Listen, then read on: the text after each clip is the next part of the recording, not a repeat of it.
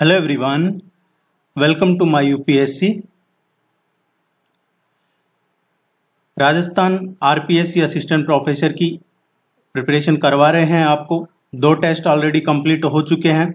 जो आपका general studies का जनरल नॉलेज का जो पेपर 3 है उसकी प्रिपरेशन करवा रहे हैं। इसमें टोटल 100 क्वेश्चन आते हैं आपके 50 मार्क्स के, 50 नंबर के 100 क्वेश्चन आएंगे।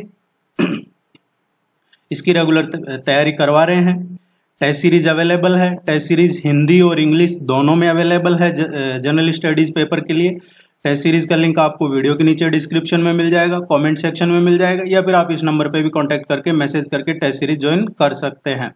कोई भी क्वेरी है आप कमेंट सेक्शन में पूछ सकते हैं एग्जाम से रिलेटेड।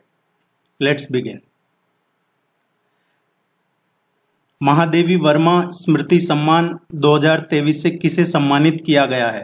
देखिए, महादेवी वर्मा स्मृति सम्मान 2023 आप ये ना समझे कि ये राजस्थान के करंट अफेयर से रिलेटेड नहीं है, इंडिया के करंट अफेयर से रिलेटेड है। कई बार देखा है कि जब क्वेश्चन करवाते हैं उसमें अगर कोई प्लेस है, पर्सन है, वो अगर राजस्थान का है तो फिर वो क्वेश्चन आपके एग्जाम में राजस्थान करंट अफेयर्स में पूछा जाता है।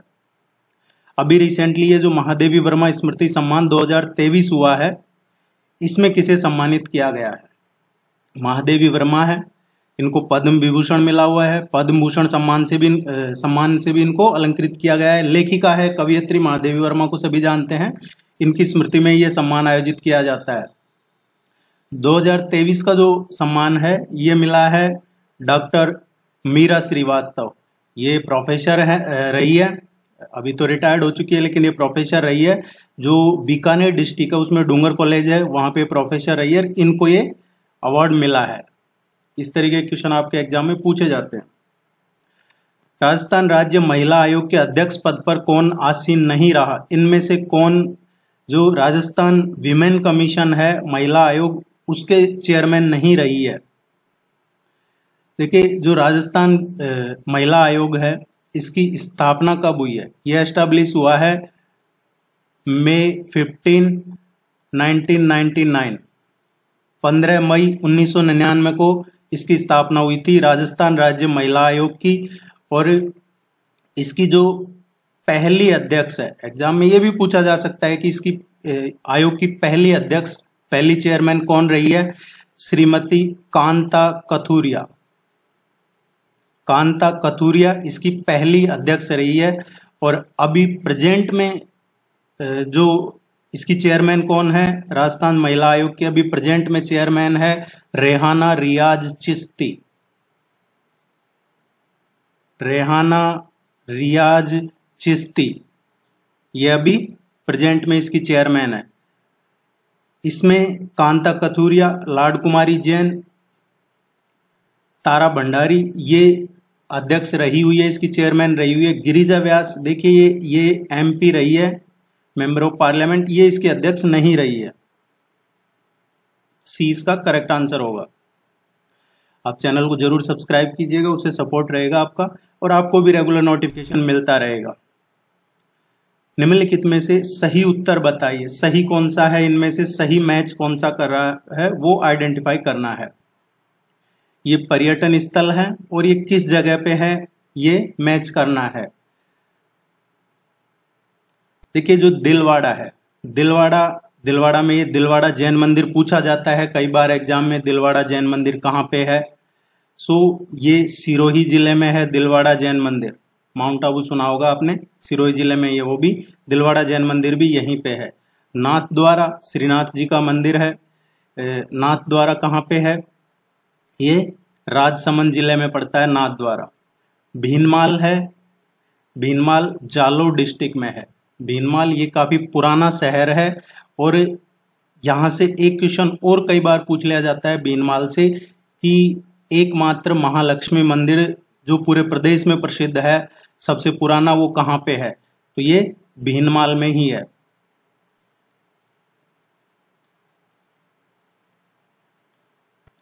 गणेश्वर ये सिविलाइजेशन है, गणेश्वर सभ्यता ये सीकर की है।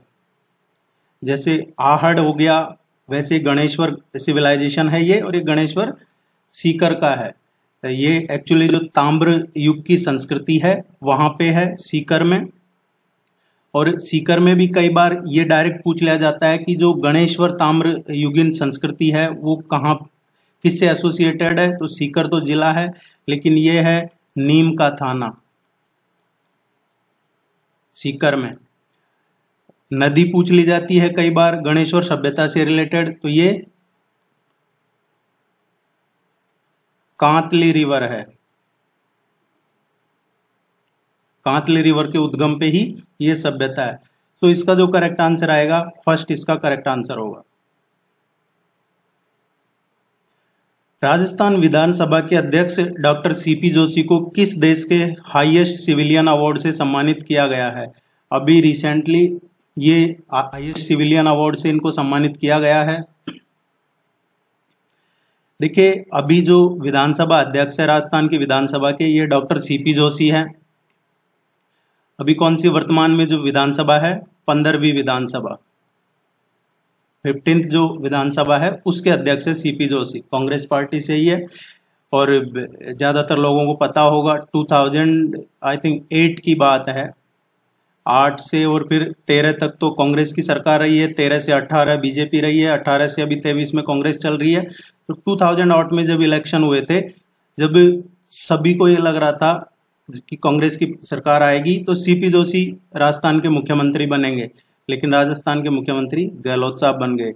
उसके बाद में वैसा ही अभी 2018 में जब था, जब उस टाइम भी ज्यादातर लोगों को लग रहा था कि सचिन पायलट राजस्थान के चीफ मिनिस्टर बनेंगे, लेकिन फिर गहलोत साहब बन गए। और सीपी जोशी जब ये 2008 का चुनाव हुआ था, 1 वोट से चुनाव हार गए थे, इसलिए ये मुख्यमंत्री नहीं बन पाए। हो सकता है जीत जाते तो भी बनते, नहीं बनते।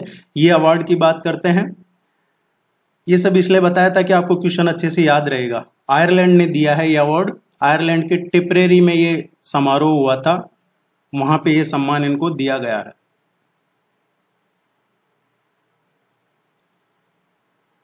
दो 2011 के जनगणना के अनुसार राजस्थान के किस जिले की साक्षरता दर सर्वाधिक है? सबसे ज्यादा लिटरेसी रेट राजस्थान के किस जिले की है अकॉर्डिंग टू सेंसस 2011? 2011 की जो सेंसस है उसके अकॉर्डिंग राजस्थान की जो लिटरेसी रेट है, साक्षरता दर है 2011 की जनगणना के अनुसार, ये है 66.11। अब मेल साक्षरता रेट, ये तो ओवरऑल साक्षरता रेट है। अब इसमें से मेल लिटरेसी रेट कितनी है, फीमेल लिटरेसी रेट कितनी है? मेल साक्षरता दर जो रही है 79.19% रही है, जबकि जो फीमेल लिटरेसी रेट 2011 की थी, होप अब ये नया जब सेंसस होगा जो अभी चल रहा है पेंडिंग में, तो ये दोनों ही मेल और फीमेल दोनों की लिटरेसी रेट होपफुली बढ़ेगी। ये फीमेल लिटरेसी रेट थी। तो ये इस तरीके से क्वेश्चन पूछ ले जाते हैं आपसे कई बार, इसलिए आपको यहाँ डिटेल में बताया जा रहा है। राजस्थान की रूरल लिटरेसी रेट कितनी थी? 2011 की जनगणना की बात करें तो जो ग्रामीण साक्षरता दर है, ग्रामीण साक्षरता दर थी 61.44%। इसमें से एक क्वेश्चन और जो बनता है यहां से, ये ओवरऑल ग्रामीण साक्षरता दर है 61 पॉइंट जो 44 है, ये ओवरऑल है। और इसमें भी अगर मेल की देखेंगे तो 76.16 है, एंड फीमेल की देखेंगे तो फीमेल की है 45.8।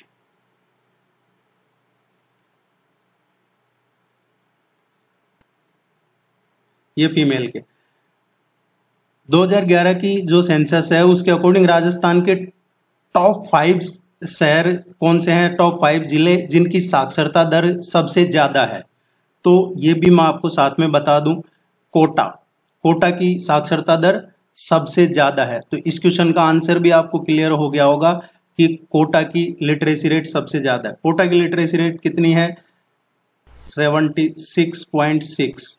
दूसरे नंबर पे कौन सा है? सेकंड नंबर पे है जयपुर 75.5। तीसरे नंबर पे है झुंझुनू की है 74.1। और चौथे नंबर पे है सीकर डिस्ट्रिक्ट, सीकर की है 71.9। और 5वें नंबर पे है अलवर। ये टॉप 5 हैं जिनकी साक्षरता दर सबसे ज्यादा है। कई बार पूछ लिया जाता है सबसे कम साक्षरता दर किसकी है, तो सबसे कम साक्षरता दर जालोर में है 54.9। उसके बाद में सिरोही की आती है 55.3, देन प्रतापगढ़ है 56, बांसवाड़ा है 56.3, बाड़मेर है 56.5। तो ये टॉप 5 डिस्ट्रिक्ट हो गए जिनकी सबसे कम है। तो सबसे ज्यादा कोटा और सबसे कम जालोर। इस क्वेश्चन का करेक्ट आंसर 4th होगा, सर्वाधिक पूछी थी। निम्नलिखित में से कौन सा सुमेलित नहीं है, सही से मैच नहीं कर रहा है, इनमें से कौन सा ऑप्शन, वो हमें आइडेंटिफाई करना है। ये इधर रिवर्स हैं और इधर ट्रिब्यूटरीज हैं, सहायक नदियां। काली सिंध की सहायक नदी कौन सी है? काली सिंध नदी देखिए, ये मध्य प्रदेश में जो मालवा रीजन है वहां से बहती है और उस रीजन की सबसे बड़ी नदी है ये मालवा रीजन की। राजस्थान में ये एंटर करती है, ये बिंदा है, एक विलेज है बिंदा, वहां पे एंटर करती है। इसकी जो ट्रिब्यूटरीज है, सहायक नदियां हैं, आहू, परवन, निवाज, उजस, ये इसकी सहायक नदियां हैं। सो पहला स्टेटमेंट तो सही मैच कर रहा है क्योंकि यहाँ आहू लिख रखा है, आहू है, परवन है, निवाज है, उजस है, ये इसकी सहायक नदियां। दूसरा बनास है, बनास नदी है, इसकी सहायक नदियां बेडच हो गई, खारी हो गई। बनास एक ऐसी एकमात्र नदी है जो पूरा चक्र सिर्फ राजस्थान में ही है, ये राजस्थान में ही है पूरी तरीके से, दूसरे स्टेट में नहीं है। नाथद्वारा, कांकरोली, राजसमंद, भीलवाड़ा, इन डिस्ट्रिक्ट्स में से बहती हुई फिर ये आगे टोंक, सवाई माधोपुर और फिर इसके पश्चात जो रामेश्वरम है, त्रिवेणी, सवाई माधोपुर में, वहां पे चंबल में मिल जाती है। तो ये पूछा जाता है कई बार कि ये चंबल में कहाँ मिलती है, तो सवाई माधोपुर के बाद में जो रामेश्वरम है, त्रिवेणी बोलते हैं उसको, उसके नजदीक है सवाई माधोपुर में ही चंबल में मिल जाती है। टोटल इसकी लगभग 512 किलोमीटर इसकी लेंथ है। इसकी जो ट्रिब्यूटरीज है, सहायक नदियां हैं, बेडच है, कोठारी है, मासी है, खारी, मुरेल, धुंध। तो ये ऑप्शन भी सही है, कोठारी दे रखा है तो इसकी बेडच, खारी, कोठारी, मासी, मुरेल, धुंध, ये इसकी सहायक नदियां हैं। चंबल की बात करते हैं, चंबल नदी ये यमुना की सहायक नदी है। जानापाव के जो पहाड़ियां हैं वहां से निकलती है चंबल। इसका जो एंशियंट नेम है चंबल का वो चरमण्यवती भी है। और इसकी जो ट्रिब्यूटरीज है, सहायक नदियां चंबल की, सिप्रा है, सिंध है, काली सिंध, कूनू रिवर, ये सभी इसकी सहायक रिवर्स है। और ये जो राजस्थान है उसमें चित्तौड़गढ़ का जो 84गढ़ है और धौलपुर, फिर उसके बाद माधोपुर, इनमें फ्लो करती है। चित्तौड़गढ़ हो गया, कोटा हो गया, माधोपुर हो गया, इनमें मेनली ज्यादा फ्लो करती है। उसके बाद में मध्य प्रदेश में भी ये धार, उज्जैन, रतलाम, मंदसौर, भिंड, मुरैना, इन डिस्ट्रिक्ट्स में फ्लो करती है। सो इसका जो करेक्ट आंसर है, जैसे हमने देखा, इसकी सहायक नदियां कौन सी है, सिंध है, काली सिंध है, कूनू है, ये इसकी मेज है, ये इसकी सहायक नदियां हैं।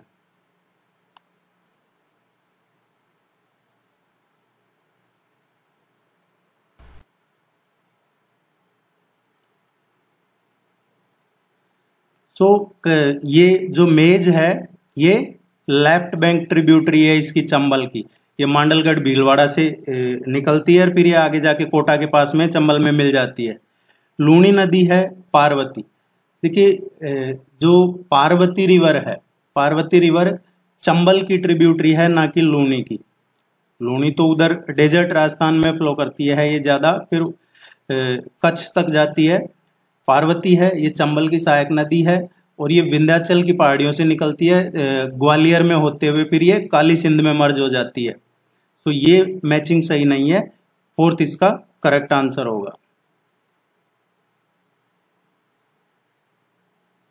राष्ट्रीय सिकल सेल एनीमिया उन्मूलन मिशन में राजस्थान के कितने जिलों को शामिल किया गया है? ये क्वेश्चन बहुत इंपॉर्टेंट है। इस पे काफी जोर शोर से काम चल रहा है नेशनल लेवल पे। और आपने रिसेंटली सुना होगा, अभी प्राइम मिनिस्टर ने भी उनकी जो कई मीटिंग्स है या कई पब्लिक रैलियां हैं उनमें इसका जिक्र किया है। शायद छत्तीसगढ़, मध्य प्रदेश में अभी रिसेंटली किया है किसी जगह। ये सिकल सेल जो एनीमिया है ये एक जेनेटिक रोग है, एक्चुअली आनुवंशिक बीमारी जिसको कहते हैं। इसमें जब तक क्या है, ब्लड की जांच नहीं हो जाती है, जब तक इस बीमारी का पता नहीं चलता है। अब यहां से दो तीन तरह से क्वेश्चन पूछे जा सकते हैं। एक तो जो आपके सामने है कि कितने जिलों को शामिल किया है। दूसरा, इसमें ये एनीमिया दो टाइप का होता है। पहला है सिकल वाहक, एक तो है वाहक, और दूसरा है सिकल रोगी। ऑब्वियसली रोगी ज्यादा डेंजरस है। तो यहां से आपसे पूछा जा सकता है कई बार, जो सिकल वाहक है इसमें एक असामान्य हीमोग्लोबिन होता है, नॉर्मल नहीं होता, अब नॉर्मल हीमोग्लोबिन होता है, वो होता है HbS, और ये HbS है 50% से कम होता है। और जो जनरल एक नॉर्मल हीमोग्लोबिन होता है वो है HbA, ये 50% से ज्यादा होता है। सो जो वाहक है, आप समझिए इसको, सिकल सेल एनीमिया वाहक, सिकल वाहक जिसको बोलते हैं, सिकल वाहक में जो नॉर्मल हीमोग्लोबिन है HbA वो 50% से ज्यादा होता है, और जो एबनॉर्मल हीमोग्लोबिन है HbS ये 50% से कम होता है। दूसरा जो टाइप है वो है सिकल रोगी। अब सिकल रोगी में क्या होता है, इसमें उल्टा होता है। इसमें जो असामान्य हीमोग्लोबिन जो मैंने बताया HbS ये 50% से ज्यादा होता है, लगभग 80% के आसपास होता है, जबकि जो सामान्य हीमोग्लोबिन है HbA ये प्रेजेंट नहीं होता है, इसमें इसकी प्रेजेंस नहीं होती है। ये इंपॉर्टेंट है, पूछा जा सकता है मैचिंग में किसी भी तरीके से, आपकी जानकारी में होना चाहिए। दूसरा, ये भी पूछा जा सकता है आपसे कि सिकल सेल एनीमिया क्या है, ये कोई चरम रोग है या किस तरह कोई वायरस है, क्या है? तो ये जेनेटिक बीमारी है, एक आनुवंशिक रोग है। अब मेन क्वेश्चन पे आते हैं हम। राजस्थान में आगामी 3 वर्षों में जो टारगेट रखा है वो रखा है 38.89 लाख लोगों की स्क्रीनिंग का, 38,89,000 लोगों की स्क्रीनिंग का अगले 3 साल में टारगेट रखा गया है। और जो बजट है 2023-24 उसमें भी ये कंसिडर किया गया है इसको। भारत का जो मिशन है राष्ट्रीय सिकल सेल एनीमिया उन्मूलन मिशन, वो उसका टारगेट है 2047 तक इसको खत्म करना देश से। राजस्थान के कितने जिलों को शामिल किया गया है? राजस्थान के बांसवाड़ा, डूंगरपुर, प्रतापगढ़, उदयपुर, सिरोही, राजसमंद, चित्तौड़गढ़ और पाली, ये 8 डिस्ट्रिक्ट इसमें शामिल किए गए हैं। बांसवाड़ा, डूंगरपुर, प्रतापगढ़, उदयपुर, सिरोही, राजसमंद, चित्तौड़गढ़ और पाली, ये 8 जिले हैं राजस्थान के जो इसमें शामिल किए गए हैं। ये बहुत इंपॉर्टेंट क्वेश्चन है, आप इसको जरूर पढ़िएगा। राजस्थान के पूर्व पश्चिम और उत्तर दक्षिण विस्तार में कितना अंतर है? पूर्व से पश्चिम और उत्तर से दक्षिण विस्तार में कितना अंतर है? इस तरीके के ट्रिकी क्वेश्चन कई बार एग्जाम में पूछ लिए जाते हैं। सो देखिए 869 एंड 826, जो उत्तर से दक्षिण है ये है, पूर्व से पश्चिम है इतना है, दोनों में डिफरेंस 43 किलोमीटर का है।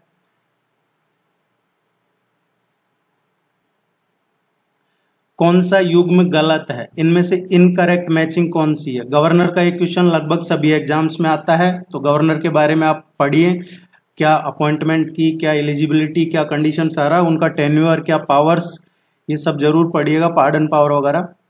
यहाँ पे भी मैक्सिमम कोशिश होगी कि आपको अच्छे से सभी चीजें कवर करवा दी जाएंगी। टेस्ट सीरीज ज्वाइन करते हैं तो आपको नोट्स मिल जाते हैं, ये टेस्ट का PDF मिल जाता है, प्रैक्टिस टेस्ट का लिंक मिल जाता है, और ये रेगुलर आपके एग्जाम तक मिलते रहेंगे। आप आर्टिकल 161 राज्यपाल की क्षमादान की शक्ति, जो राज्यपाल की पार्डन पावर्स हैं वो आर्टिकल 161 में आती है। ये सही है। 161 अनुच्छेद क्षमा या कुछ मामले में सजा को निलंबित करना, हटाना, कम करना, ये राज्यपाल की पावर है जो आर्टिकल 161 देता है गवर्नर को।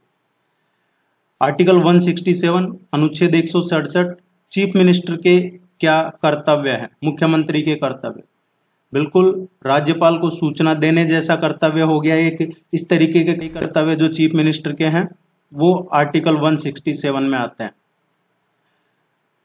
अनुच्छेद 213 अध्यादेश प्रख्यापित करने की राज्यपाल की शक्ति, जो राज्यपाल ऑर्डिनेंस से संबंधित जो राज्यपाल ऑर्डिनेंस जारी करते हैं वो उसकी बात हो रही है। जैसे कि विधानसभा अवकाश है, सेशन नहीं है, अवकाश है, उस टाइम पे राज्यपाल के पास पावर होती है कि विधानमंडल का जो अवकाश है उसके दौरान अध्यादेश जारी करने की ये राज्यपाल की पावर होती है, और वो आर्टिकल 213 ही देता है।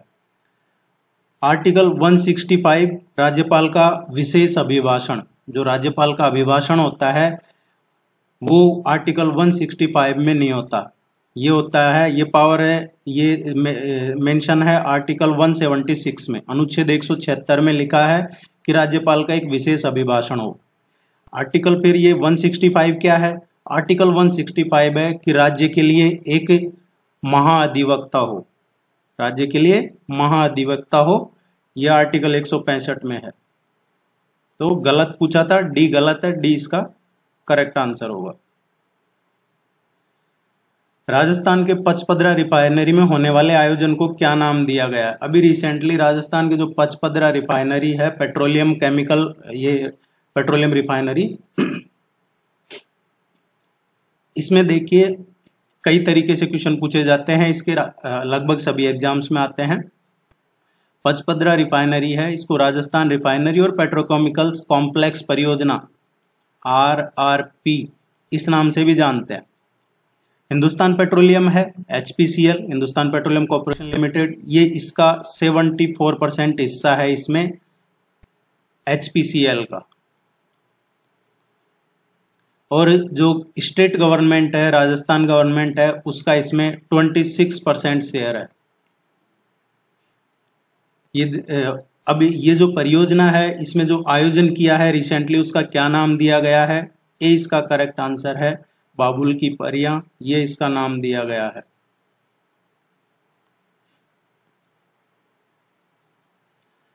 बागदड़ा क्रोकोडाइल कंजर्वेशन रिजर्व किस डिस्ट्रिक्ट में स्थित है? ये किस जिले में है बागदड़ा क्रोकोडाइल कंजर्वेशन रिजर्व? एक दो क्वेश्चन, कई बार एक, कई बार दो question, tiger reserve, national park, इनके पूछे जाते हैं। ये सभी आपको फ्रिक्वेंटली यहाँ करवाए जा रहे हैं, आगे भी करवाते रहेंगे। ये एक्चुअली उदयपुर में है। ये पूरा एरिया है जो क्रोकोडाइल्स के लिए रिजर्व है, मगरमच्छ के लिए। यहाँ पैंथर भी है, अजगर भी है, हाइना भी है जिनको जरक वगैरह कहते हैं, और भी कई दूसरे वन्य जीव हैं। और इसको गवर्नमेंट ने एक इको टूरिज्म सेंटर के रूप में भी डेवलप किया है। उदयपुर में है। अगर उदयपुर ऑप्शन में नहीं है तो कई बार झामर कोटड़ा भी आता है, जो उदयपुर से झामर कोटड़ा है, झामर कोटड़ा इस मार्ग पे है एक्चुअली।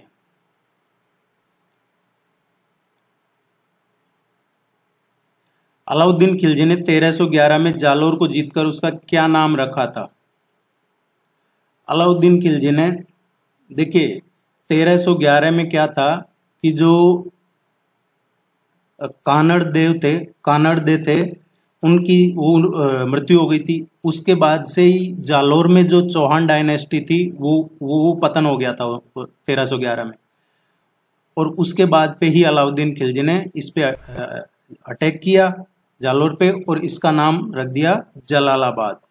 देखिए उस टाइम पे ये सब रखा था। अभी अगर इनको रिवर्ट करते हैं तो काफी लोग इस पे ऑब्जेक्शन करते हैं, नाम चेंज क्यों किया जा रहा है, लेकिन ये जो आक्रांत आए हैं इन्हीं के टाइम पे ये सब नाम वगैरह चेंज हुए हैं, जबकि अलाउद्दीन खिलजी तो लुटेरा था। जलालाबाद रखा था इसका नाम, ये ध्यान रखना 1311 में। निम्नलिखित में से कौन सा राष्ट्रीय भूवैज्ञानिक स्मारक स्थल सही सुमेलित है? राष्ट्रीय भूवैज्ञानिक स्मारक है और ये कौन सी जगह पे है और इन्हें सही से मैच कर रहे हैं, ये देखना है। महान सीमा भ्रंश, the great rift valley, Satur Bundi. देखिए जो महान सीमा भ्रंश, ये एक टेक्टोनिक शेप है एक्चुअली, जो विंध्य की जो तल छठी चट्टाने हैं या जो ईस्टर्न विंध्य चट्टाने हैं उनके बीच के संपर्क की वजह से है ये। ये कहाँ फैली हुई है? ये फैला हुआ है स्पेशली बूंदी और सवाई माधोपुर में।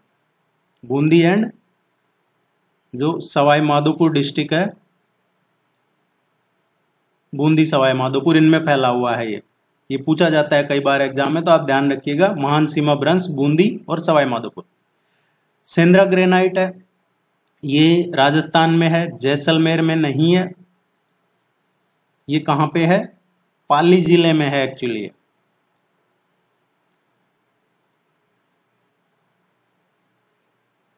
पाली डिस्ट्रिक्ट में है ये, जैसलमेर में नहीं है।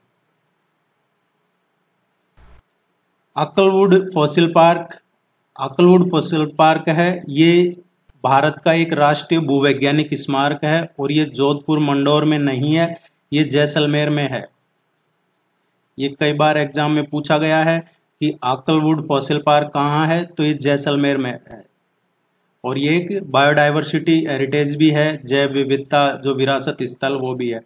स्ट्रोमेटोलाइट फॉसिल पार्क, स्ट्रोमेटोलाइट जो फॉसिल पार्क है ये भोजुंडा स्ट्रोमेटोलाइट पार्क है और ये राजस्थान में बांसवाड़ा में नहीं है। ये एक्चुअली ये भोजुंडा जो है इसका पूरा नाम है ये भोजुंडा स्ट्रोमेटोलाइट पार्क, ये चित्तौड़गढ़ डिस्ट्रिक्ट में भोजुंडा है, वहाँ पे है, तो ये चित्तौड़गढ़ जिले में है। और एक्चुअल में ये जो चित्तौड़गढ़ से नेशनल 8 हाईवे 8 जा रहा है चित्तौड़गढ़ उदयपुर वाला, उसके बीच में है ये। तो सही पूछा था तो पहला ही सही है इसमें। निम्नलिखित में से कौन सा एक विश्व धरोहर स्थल नहीं है? इनमें से कौन सा एक वर्ल्ड हेरिटेज साइट नहीं है? सबसे पहले तो आपको ये देखना है कि राजस्थान में टोटल वर्ल्ड हेरिटेज साइट कौन से हैं। World heritage site obviously UNESCO world heritage site की बात हो रही है, यूनेस्को विश्व धरोहर स्थल की। राजस्थान में 8 यूनेस्को वर्ल्ड हेरिटेज साइट है। आमेर फोर्ट हो गया, जयपुर सिटी, जयपुर शहर दीवार, केवलादेव राष्ट्रीय उद्यान है, जैसलमेर फोर्ट है, गागरोन फोर्ट है, रणथंभौर फोर्ट है, कुंभलगढ़ फोर्ट है, चित्तौड़गढ़ फोर्ट है और जंतर मंतर है। ये राजस्थान में वर्ल्ड हेरिटेज साइट है 8। इनमें से कौन सा नहीं है? तो Haldi Ghati world heritage site नहीं है। बाकी जयपुर का एक परकोटा शहर है, ये अभी सबसे लास्ट में जो हेरिटेज का दर्जा जिसे मिला है इसी को ही मिला है, जयपुर सिटी को ही। गुलाबी नगरी जयपुर का है, जो 1727 ईस्वी में जयपुर के जो थे महाराजा सवाई जय सिंह द्वितीय, उन्होंने ही जयपुर की स्थापना की थी। जयपुर टाउन का प्लानिंग वगैरह, आर्किटेक्ट, ये सबसे हटके है। और देखिए 1727 में इसकी स्थापना की, उसके बाद 1727 में जो परकोटे की दीवार है, परकोटा जो लोग राजस्थान से हैं वो जानते हैं जयपुर का परकोटा, उसका निर्माण शुरू हुआ। परकोटे की दीवार है ये 1734 में बन के तैयार हो गई थी। उसके बाद 1875 में सवाई राम सिंह ने इसका गुलाबी कलर करवाया था जयपुर में। अभी तो आउटर जो चीजें बनती है उनमें पिंक कलर नहीं होता, अदरवाइज जयपुर का अंदर का जो पूरा सिटी है वो मोस्टली पिंक कलर से है, that's why Jaipur is called the pink city. और ये किसने करवाया था कलर? सवाई राम सिंह ने 1875 में। उसके बाद 1942 में सवाई मान सिंह द्वितीय और उस टाइम के जो तत्कालीन प्राइम मिनिस्टर थे मिर्जा इस्माइल, उन्होंने जयपुर को दिया ये आधुनिक रूप जो अभी प्रेजेंट में है। और उसके बाद में 1942 में ये बाजार जो हैं जिनमें बरामदे बने हुए हैं, जो अलग अलग पॉल्स हैं, मार्केट अलग अलग देखते हैं आप पुराने जयपुर में, वो सब बनवाए हैं। जयपुर को जो ये हेरिटेज वर्ल्ड हेरिटेज मिला है इसकी घोषणा हुई थी, ये क्वेश्चन बड़ा ट्रिकी है, पूछा जाता है कई बार कि ये कब अनाउंसमेंट हुआ था। तो ये जुलाई 2019 में इसकी घोषणा हुई थी कि जयपुर को वर्ल्ड हेरिटेज साइट बनाया जाएगा। और इसको सर्टिफिकेट कब मिला है? जयपुर विश्व धरोहर शहर बन गया, ये सर्टिफाइड कब हुआ है? 5 फरवरी 2020 को ये सर्टिफाइड हुआ है और जुलाई 2019 में इसकी घोषणा हुई थी। ये जरूर आप ध्यान रखिएगा। राजस्थान की किस अंतर्राष्ट्रीय ओपन वाटर स्विमर ने इंग्लैंड की लेक कॉनिस्टन को इतने किलोमीटर की है ये लेक, बिना रुके पार कर एक नया कीर्तिमान रचा है। ये अंतरराष्ट्रीय ओपन वाटर स्विमर हुआ है जिसमें इंग्लैंड की ये लेक है। किस राजस्थानी ने ये बिना रुके और ये लेक पार की है, और ये एक इतिहास भी बनाया है। देखिए इसका जो करेक्ट आंसर आएगा, ये रिसेंटली यूके में हुआ है, यूनाइटेड किंगडम में जो उत्तरी इंग्लैंड है वहां की ये लेक है, कॉनिस्टन लेक। और इसमें बिना रुके जो ये तैर के पार किया है इसको, ये है झरना कुमावत, इन्होंने किया है। और ये झीलों की नगरी उदयपुर की रहने वाली है।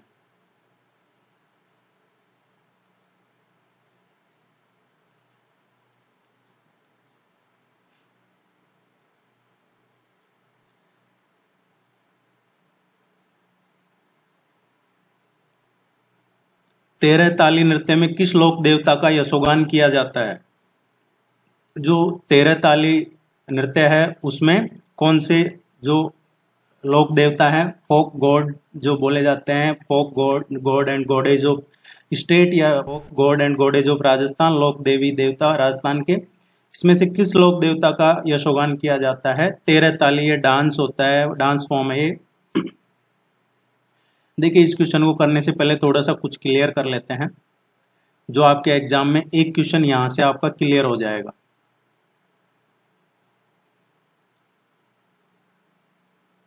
ये है भील ट्राइब, कालबेलिया ट्राइब और गरासिया ट्राइब। इनमें से ही एक क्वेश्चन 100% पूछा जाता है डांस का। भील के कौन से डांस है? गैर डांस है, ये भील ट्राइब्स का है, भील जनजाति का। इसके अलावा गौरी है, ये भी भील जनजाति का है। हाथीमना है, ये भी भील जनजाति का है।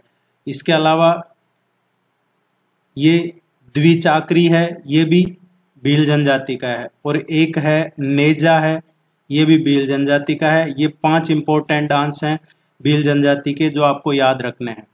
कालबेलियाई जनजाति है, इसमें संकरिया है, संकरिया। इसके अलावा बगड़िया है। ये अभी रिसेंट एक एग्जाम हुआ था, इसमें क्वेश्चन आया था, ये इंडोनी डांस किसका है? इनिकाई है। चक्री डांस है और ये पनिहारी है। ये कालबेलियाई डांस है। ये सब आदिवासी लोक नृत्य में आते हैं, ये भीलों के हैं। ये कालबेलियाई है। और जो ग्रासिया है, ग्रासिया भी एक आदिवासी जनजाति है। वालर डांस, मांडल डांस, जवार, लूर और मोरिया, ये टॉप, ये हर ट्राइब के मेन इंपॉर्टेंट 5-5 डांस आपको बता दिए हैं। इनको आप रट लीजिए, याद कर लीजिए, समझ लीजिए, जैसे भी आपको लगे आप इनको जरूर ध्यान में रखना है। 13 ताली डांस नृत्य की बात हो रही थी। 13 ताली में ये एक काफी जटिल है डांस फॉर्म है जो, और ये रामदेव जी के लिए है। इसमें तलवार वगैरह का भी प्रयोग होता है, इसलिए बताया मैंने कि ये जटिल है। पखवाजा, ढोलक, सारंगी, तलवार, इस तरह की चीजें। निम्नलिखित में से कौन से विधानसभा चुनाव में राजस्थान विधानसभा के सदस्यों की संख्या 184 से बढ़कर 200 कर दी गई? देखिए अभी राजस्थान में टोटल अगर किसी पार्टी का चीफ मिनिस्टर बनता है तो 101 सीटें चाहिए उस पार्टी को अपना मुख्यमंत्री बनाने के लिए, अपनी गवर्नमेंट बनाने के लिए, क्योंकि 200 सीटें हैं राजस्थान विधानसभा की। राजस्थान में विधान परिषद तो है नहीं। अब ये क्वेश्चन पूछ रहा है कि 184 से 200 कब हुई है? राजस्थान विधानसभा है प्रथम विधानसभा, इसका उद्घाटन हुआ था पहली बार 1952 में। 31 मार्च 1952 को पहली बार राजस्थान विधानसभा का उद्घाटन हुआ था। जो प्रथम विधानसभा थी वो कब से कब तक चली है? 1952 से और 57 तक। इसमें सदस्यों की संख्या थी 160। 1956 में क्या हुआ? 1956 में जो अजमेर रियासत है, अजमेर स्टेट था उस टाइम पे, उसका राजस्थान में विलय हुआ 1956 में, और ये 160 से बढ़ के और 190 हो गई।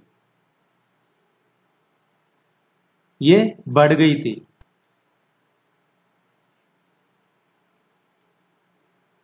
ये एक्चुअली 184 हो गई थी, 184 हो गई थी। इसके बाद में छठी जो विधानसभा आई है, छठी विधानसभा, इसमें 184 से और 200 की गई है। तो पहली विधानसभा के टाइम 160 सीटें थी, दूसरी और तीसरी विधानसभा हुई है उसमें 176 सीटें थी, दूसरी और तीसरी में 176 थी, चौथी और पांचवी जो विधानसभा है उसमें 184 थी, और छठी विधानसभा में पीरियड 200 हुई है। पहली विधानसभा 1952 से 57, दूसरी 57 से 62, तीसरी 62 से 67, चौथी 67 से 72, पांचवी 72 से 77, और छठी विधानसभा रही है 77 से 80। इसमें चीफ मिनिस्टर कौन थे? भैरव सिंह शेखावत थे, ये मुख्यमंत्री थे छठी विधानसभा के। इस क्वेश्चन का आंसर आएगा छठे विधानसभा चुनाव।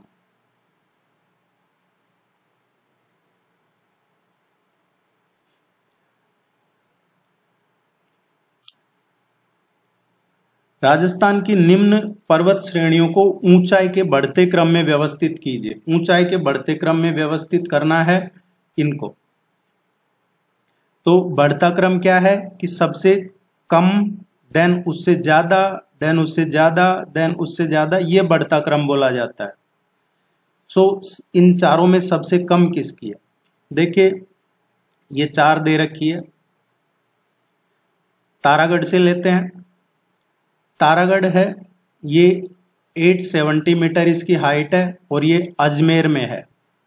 ये माउंटेन पीक है अरावली के, राजस्थान में। दूसरा जो है कुंभलगढ़ है। कुंभलगढ़ ये 1224 मीटर इसकी हाइट है और ये कहाँ पे है? राजसमंद डिस्ट्रिक्ट में है, राजसमंद जिले में है। तीसरा है अचलगढ़ है। अचलगढ़ ये 1380 इसकी हाइट है, 1380 मीटर, और ये सिरोही जिले में है। चौथा जो है गुरु शिखर, ये राजस्थान का हाईएस्ट पीक है, माउंटेन पीक, सबसे ऊंचा, 1722 मीटर इसकी हाइट है और ये सिरोही में ही है, माउंट आबू में, सिरोही जिले में, माउंट आबू में। तो अब देख लीजिए इनका बढ़ता हुआ क्रम क्या रहेगा। तारागढ़ फर्स्ट 870, देन उसके बाद में कुंभलगढ़, देन अचलगढ़ और गुरु शिखर। तो इसका करेक्ट आंसर आएगा this one, second one.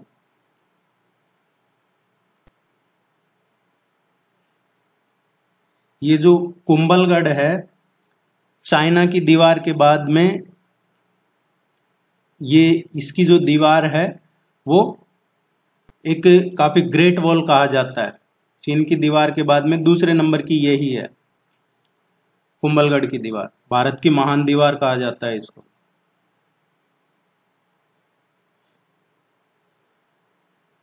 Ramgarh Vishdhari अभ्यारण्य को एक टाइगर रिजर्व में परिवर्तित कर दिया गया है। यह अभ्यारण्य राजस्थान के किस जिले में? रामगढ़ विषधारी अभ्यारण्य ये किस जिले में है? अभी देखिए राजस्थान में 4 टाइगर रिजर्व हैं और ये राजस्थान का चौथा टाइगर रिजर्व बना, और ये चौथा बना था, और इंडिया का ये 52nd टाइगर रिजर्व बना था भारत का। अभी प्रेजेंट में रामधारी विषधारी, ये रामगढ़ विषधारी अभ्यारण्य है। इसके अलावा रणथंबोर हो गया, देन सरिस्का है, ये अलवर में है सरिस्का। इसके अलावा मुकुंदरा हो गया। ये 3 और चौथा रामगढ़। तो ये 4 टाइगर रिजर्व हैं अभी राजस्थान में, और ये किसके अंतर्गत किए जाते हैं? जो एनटीसीए है, नेशनल टाइगर कंजर्वेशन अथॉरिटी, राष्ट्रीय बाघ संरक्षण प्राधिकरण, 1972, इसके अकॉर्डिंग ये इनको किया जाता है, जो ये इनका स्टेटस दिया जाता है वो दिया जाता है। इस क्वेश्चन का अगर डेट ईयर वगैरह पूछे आपसे तो ये ध्यान में रखना है कि इसको जो रिकॉग्नाइज किया था वो जुलाई 2021 में किया था, बना बाद में है। किस चौहान शासक के द्वारा अजमेर में जो संस्कृत पाठशाला बनवाई थी उसे तोड़कर कुतुबुद्दीन ऐबक ने 2.5 दिन का झोंपड़ा मस्जिद बनवाई? अभी आप अजमेर जाते हैं तो वहां आप देखते हैं 2.5 दिन का झोंपड़ा। तो ये जो 2.5 दिन का झोंपड़ा है ये संस्कृत स्कूल था, संस्कृत पाठशाला थी, जो किसने बनवाई थी? चौहान डायनेस्टी के टाइम पे बनी थी।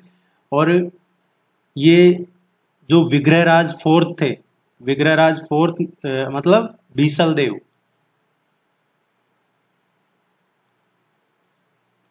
बीसल देव ये विग्रहराज फोर्थ थे, चौहान जो पहले चौहान शासक थे, इन्होंने ये संस्कृत स्कूल बनवाया था संस्कृत पाठशाला के लिए।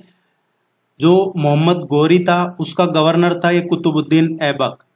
पढ़ा होगा आपने, दिल्ली सल्तनत वगैरह शुरू होता है 1206 में, उस टाइम कुतुबुद्दीन ऐबक से ही शुरू होता है ये। तो इसी ने ही ये लगभग 1194 में ये इसको तोड़ा और फिर इसका मस्जिद का नाम रख दिया इसने, मस्जिद बना कर 2.5 दिन का झोंपड़ा।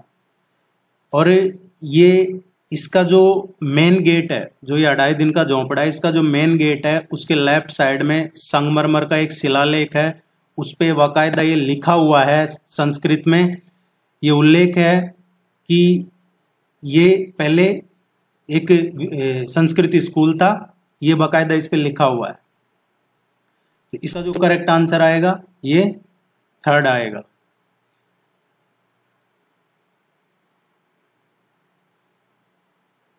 यहाँ पे 90s के जो एरा था, 90 का दशक, उसमें ये जो मस्जिद है 2.5 दिन का, यहाँ पे कई देवी देवताओं की प्राचीन मूर्तियां यहाँ बिखरी हुई पड़ी थी, जिन्हें बाद में किसी सुरक्षित स्थान पे रखा गया था।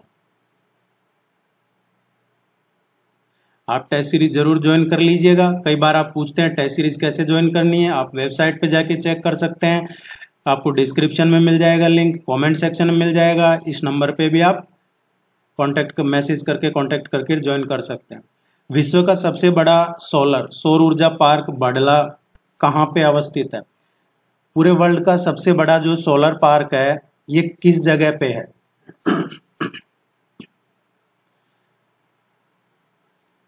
ये जोधपुर में है। अगर जोधपुर कई बार ऑप्शन में नहीं आता है तो ये फलौदी में है। फलौदी तहसील है जोधपुर डिस्ट्रिक्ट में, उसमें है। अगर फलौदी भी ऑप्शन में नहीं आता है तो ये फलौदी तहसील का विलेज है बड़ला। बड़ला ये प्रॉपर एरिया है, फलौदी तहसील में आता है जोधपुर डिस्ट्रिक्ट में, वहां पे है, उसी के नाम पे ही रखा है। ये पूरे वर्ल्ड का सबसे बड़ा सोलर पार्क है। इसमें लगभग 18 बड़ी बड़ी कंपनियों के 36 सोलर प्लांट लगे हुए हैं। ये तकरीबन 50,000 स्क्वायर किलोमीटर में फैला हुआ है। 14,000 एकड़ यानी कि लगभग 50,000 स्क्वायर किलोमीटर हो जाता है, उसमें फैला हुआ है। राजस्थान के पहले आयुर्वेदिक चिकित्सा केंद्र हेल्थ एंड वेलनेस सेंटर का शिलान्यास किस स्थान पर किया गया है? इंपॉर्टेंट इसलिए हो जाता है क्योंकि ये राजस्थान का पहला आयुर्वेदिक चिकित्सा केंद्र हेल्थ एंड वेलनेस सेंटर है। इसका शिलान्यास किया है अभी, कहाँ पे किया गया है? ये इस तरीके के क्वेश्चन बहुत इंपॉर्टेंट होते हैं और ये फ्रीक्वेंटली एग्जाम में पूछे जाते हैं। ये है खमनौर में। अगर खमनौर ऑप्शन में नहीं आता है तो राजसमंद में, ये राजसमंद जिला है, खमनौर है, इसकी तहसील है। अगर खमनौर राजसमंद ऑप्शन में नहीं आते हैं, कोई ज्यादा ही डीप में पूछना चाहता है तो फिर आप इसकी एक ग्राम पंचायत है फतेहपुर, ये फतेहपुर में है। और अगर फतेहपुर भी नहीं दिया जाता है तो ये प्रॉपर जो जगह है, जिस जगह पे बना है, इसका भूमि पूजन और शिलान्यास हुआ है, वो है एक गांव है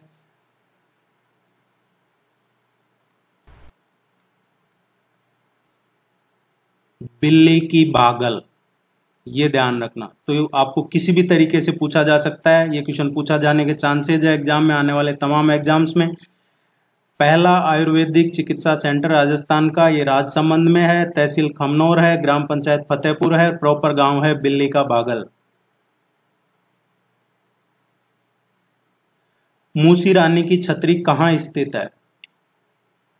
मूसी रानी की छतरी है, ये राजस्थान के जो सबसे प्रसिद्ध स्मारक है उनमें से एक है, और ये विनय सिंह ने निर्मित की थी। अलवर में है ये। इसको किसने बनाया था? विनय सिंह ने बनाया था। एक्चुअली ये 2 मंजिल की है, और उस टाइम इसका निर्माण जो महाराजा ये विनय सिंह ने करवाया था, जो उस टाइम पे महाराजा थे बख्तावर सिंह, और उनकी जो रानी थी रानी मूसी, उसके सम्मान में। तो ये ध्यान रखना है, ये रानी थी महाराजा बख्तावर सिंह की।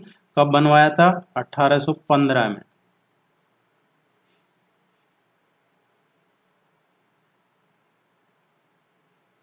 और जो जिनकी बात कर रहे हैं महाराजा बख्तावर सिंह, ये कौन थे? ये जो विनय सिंह थे ये अलवर के महाराजा थे। अलवर के महाराजा थे, इनके पिता थे ये महाराजा बख्तावर सिंह। इनकी याद में बनवाया था ये मूसी रानी की छतरी। हाल ही में राजस्थान में यूरेनियम के बड़े भंडार पाए गए हैं। किस जगह पे पाए हैं ये यूरेनियम के बड़े भंडार? देखिए, रिसेंटली जो यूरेनियम के भंडार हैं ये रोहिल सीकर में मिले हैं। सीकर जिला है, इसमें ये रोहिल में मिले हैं। काफी बड़ी मात्रा में मिले हैं, लेकिन ये जो यूरेनियम मिला है इसकी क्वालिटी इतनी अच्छी नहीं है। राजस्थान में सबसे बड़े न्यूक्लियर पावर प्लांट का निर्माण कहाँ शुरू किया गया? सबसे बड़ा न्यूक्लियर पावर प्लांट का ये निर्माण कहाँ शुरू किया गया है राजस्थान में? ये अभी शुरू किया है बांसवाड़ा में। यहाँ पे जो NPCIL है, नेशनल पावर कॉरपोरेशन ये ऑफ इंडिया लिमिटेड, इसकी तरफ से ये nuclear power corporation of India limited, इसकी तरफ से ये बनाया जाएगा, और ये राजस्थान का सबसे बड़ा होगा। अभी प्रेजेंट में जो रावतबाटा है चित्तौड़गढ़ में, यहाँ पे जो बनेगा बांसवाड़ा में 700 मेगावाट की 4 यूनिट लगेंगी।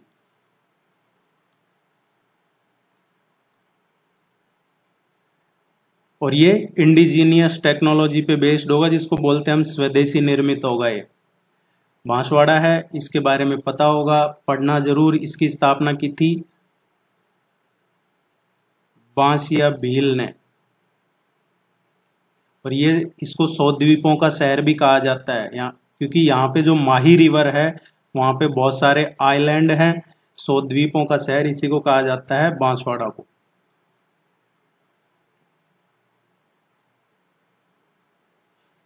इनको मैच करना है।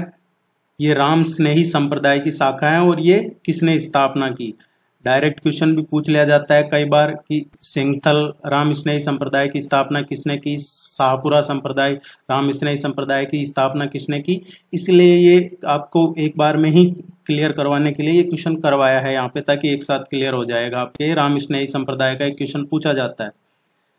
शाहपुरा में जो स्थापना की गई है ये की थी संत रामचरण जी ने। सिंगथल में जो स्थापना की है ये की थी हरिराम दास जी ने।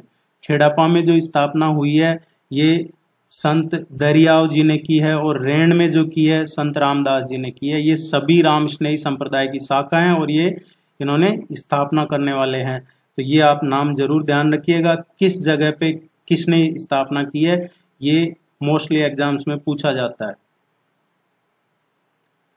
राजस्थान पर्यटन विभाग ने किस संस्था के सहयोग से फोक सफर का आयोजन किया है? अभी रिसेंटली ये जो जयपुर का जवाहर कला केंद्र है उसमें ये कल्चरल प्रोग्राम हुआ है फोक सफर। इसमें डेनमार्क, डेनिश, कई जगह के कलाकारों ने इसमें पार्टिसिपेट किया है। इसमें जो सहयोग रहा है यूनेस्को का रहा है। यूनेस्को के सहयोग से ये फोक सफर का आयोजन किया गया था। किस गढ़ के लिए कर्नल जेम्स टॉड ने कहा था यदि उन्हें राजस्थान में एक जागीर की पेशकश की जाए तो वह इस गढ़ को चुनेंगे? ये कर्नल जेम्स टॉड ने कहा था भैंसोरगढ़ का जो किला है, भैंसोरगढ़ फोर्ट, इसके बारे में कहा था। भैंसोरगढ़ फोर्ट चित्तौड़गढ़ में ही है, लेकिन ये सबसे नजदीक ये जो है रावतबाटा है। रावतबाटा के नजदीक है ये। ये काफी प्राचीन किला है, इसकी एक लंबी हिस्ट्री है। जब इसके बारे में जरूर डिटेल से बताएंगे, नहीं तो ये बहुत लंबा हो जाएगा। उदयपुर में आयोजित अखिल भारतीय देसी राज्य लोक परिषद के 7वें अधिवेशन की अध्यक्षता किसने की थी? जो उदयपुर में आयोजित हुआ था अखिल भारतीय देसी राज्य लोक परिषद, इसका जो 7वां अधिवेशन हुआ था ये इम्पोर्टेंट था और ये एग्जाम में पूछा जाता है कई बार। इसकी पंडित नेहरू ने इसकी अध्यक्षता की थी। जेबी कृपलानी कौन थे? जब पावर हस्तांतरण हो रहा था 1947 में, उस टाइम कांग्रेस के अध्यक्ष यही थे, जेबी कृपलानी। सुचिता कृपलानी का सुना होगा आपने, उनके पति थे। गौरी एक लोक नाट्य है जो किस पे आधारित है? गौरी का पूछा जाता है कई बार लोक नाट्य में, तो ये आधारित है शिव और जो भस्मासुर की कथा है उस पे आधारित है। स्पेशली ये जो राजस्थान के जो भील है, भील मेवाड़ का एरिया जो है, मेवाड़ का क्षेत्र जो आदिवासी एरिया है, मेवाड़ का नाम आए तो जब देखिए आप ये उदयपुर, डूंगरपुर, बांसवाड़ा इधर का रीजन है, ये मेवाड़ रीजन में आता है। मारवाड़ मतलब ये इधर जोधपुर, पाली ये वाला एरिया है जो मारवाड़ रीजन में आता है। ये जो गौरी है ये हर साल जुलाई और सितंबर में मनाया जाता है, लगभग 40 डेज तक चलता है, ये काफी लंबा त्योहार है इनका। इसमें जो शिव और भस्मासुर की कहानी है उसके बारे में ये प्रतीक है, जैसे भैरवनाथ है शिव का रूप है, या देवी गौरी है ये अंबम है गौरी का प्रतीक है। इस तरीके से इसमें 4 प्रकार के पात्र होते हैं लोकनाट्य में। एक देवता है, एक मनुष्य है, एक दानव है और एक पशु है। और इसका एक क्वेश्चन और पूछा जाता है अक्सर एग्जाम में, इसका पूछा जाता है घड़वन और पलवन, घड़वन और बलवन किससे संबंधित है? तो घड़वन और बलवन ये गौरी जो लोकनाट्य है उसी से संबंधित है। घड़वन क्या होता है? इस गौरी के जो अंत होता है, जब ये 40 डेज हैं इनमें जब अंत होने लगता है इस त्योहार का, तो अंत के जो पहले के 2 दिन है वो होता है, अंत के पहला दिन है वो घड़वन होता है, और अंत से एक दिन पहले वाला दूसरा दिन जो होता है वो बलवन होता है। तो आखिरी के 2 दिन होते हैं जिनमें पहला घड़वन दूसरा बलवन। धीरे धीरे क्वेश्चन बढ़ाए जाएंगे अब टेस्ट में। निम्नलिखित में से कौन सा सुमेलित नहीं है, सही मैच नहीं कर रहा है? ये रिसर्च इंस्टीट्यूट है और ये कहाँ पे लोकेटेड है, किस जगह है? अनुसंधान संस्थान। राष्ट्रीय बीज मसाला अनुसंधान केंद्र तिजारा, ये जो राष्ट्रीय बीज मसाला अनुसंधान केंद्र है ये तिजारा में नहीं है, ये डूमरा में है। डूमरा कहाँ है? अजमेर, अजमेर में है, डूमरा में। और इसकी स्थापना कब हुई थी? 2014 में, 2014 में 16 जुलाई 2014 को इसकी स्थापना की गई थी, जब जो Indian council of agriculture research है उसका स्थापना दिवस था, उस दिन इसकी स्थापना की गई थी। जो राष्ट्रीय बीज मसाला अनुसंधान केंद्र है ये भारतीय कृषि अनुसंधान परिषद जो ICAR है उसी का एक केंद्र है। तो ये सही सुमेलित नहीं कर रहा है। इनके बारे में भी आप जरूर पढ़िएगा। ये सेवर जो भरतपुर का है इसका भी अक्सर क्वेश्चन पूछ लिया जाता है। इसकी स्थापना हुई थी 1993 में, ICAR ने की थी 20 अक्टूबर 1993 को इसकी स्थापना।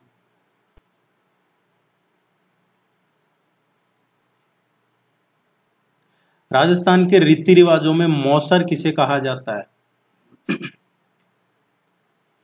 राजस्थान के जो रीति रिवाज हैं उनमें मौसर किसे कहा जाता है? मौसर एक्चुअली क्या है, ये जो 12वां दिन होता है उसको बोलते हैं। परिवार के किसी सदस्य की मृत्यु वगैरह के अवसर पर जो औपचारिक एक भोज का कार्यक्रम होता है वो 12वें दिन का, उसको बोलते हैं ये मृत्यु भोज जो है वो है मौसर। और ये स्पेशली इसमें होता है, डी इसका करेक्ट आंसर आएगा, ये होता है जो जाट या फिर जो विश्नोई कम्युनिटी है उसमें ज्यादा देखने को मिलता है। ये मौसर की बात हो रही है क्योंकि अलग अलग कम्युनिटी कास्ट में इसको अलग अलग नाम से बोलते हैं, कहीं नुक्ता बोलते हैं, कहीं मौसर बोलते हैं। सो उम्मीद है आपको यूजफुल लगा होगा। आप चैनल को सब्सक्राइब कीजिए, वीडियो को लाइक किए बिना मत जाइए, टेस्ट सीरीज ज्वाइन कर लीजिए, आपकी रेगुलरिटी बनी रहेगी, आपके एग्जाम में अच्छे से तैयारी हो जाएगी। All the very best, good luck, thank you very much.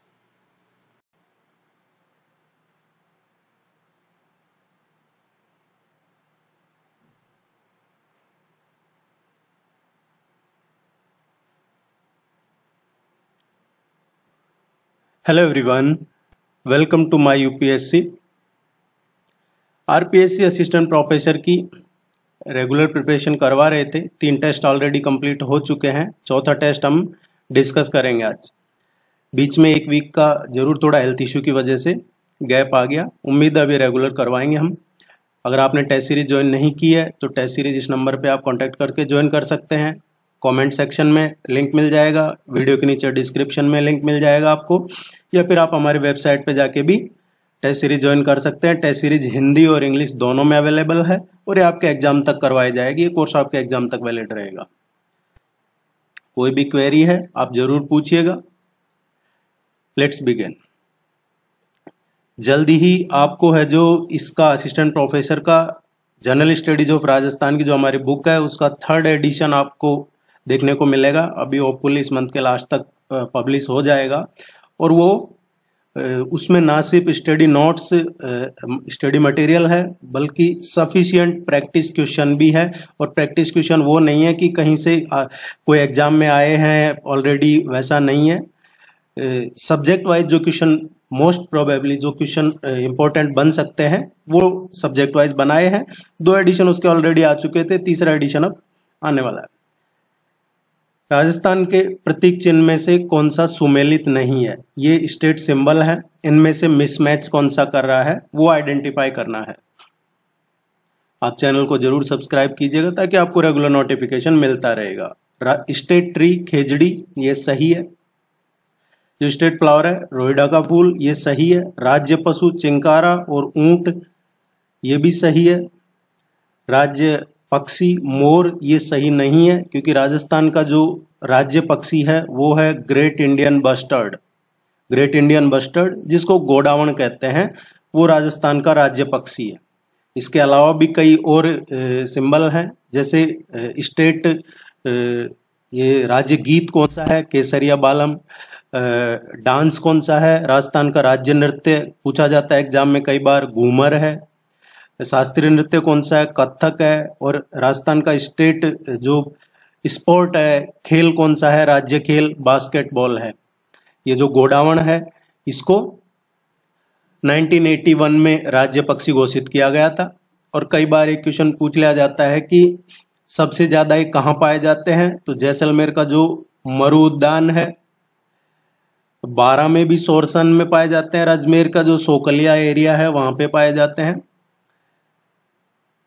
इससे एक और जो क्वेश्चन बनता है वो गोडावण के प्रजनन के लिए जंतुआलय कहाँ पे है, तो वो जोधपुर में स्थित है, इनका जो प्रजनन केंद्र है। एक और जो पूछ लिया जाता है क्वेश्चन की आईयूसीएन का एक क्वेश्चन पूछ लिया जाता है कई बार। International union of conservation of nature है ये। एक्चुअली ये क्या करता है कि जो भी स्पीसीज थ्रेटन्ड है, स्पीसीज है या डेंजर में है, उनके लिए एक बुक तैयार होती है, उसको बोलते हैं red data book. Red data book में कैटेगरीज होती है, तो उसमें जो गोडावण है किस कैटेगरी में है, गंभीर रूप से संकटग्रस्त कैटेगरी में गोडावण है उसमें। राज्य सरकार ने रोजगार को बढ़ावा देने के लिए किस योजना के प्रारूप को मंजूरी प्रदान की है? स्टेट गवर्नमेंट ने अभी रोजगार को बढ़ावा देने के लिए किस योजना के प्रारूप को मंजूरी दी है? अभी चीफ मिनिस्टर अशोक गहलोत ने ये एक योजना चालू की है जिसमें कह रहे हैं कि 1 लाख लोगों को स्वरोजगार देंगे। उसमें किसी को किट, सिलाई मशीन वगैरह 5-5 हजार रुपए की मदद दी जाएगी। 1 लाख लोगों का टारगेट है। यह है विश्वकर्मा कामगार कल्याण योजना। ये क्वेश्चन पूछा जा सकता है आपसे एग्जाम में, 20 का करेक्ट आंसर है।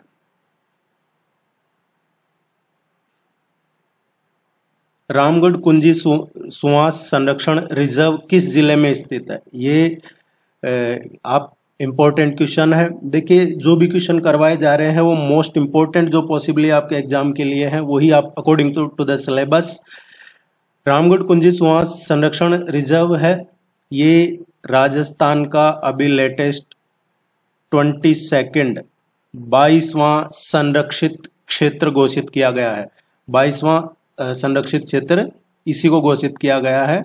और ये कहां पे है? 12 जिले में है।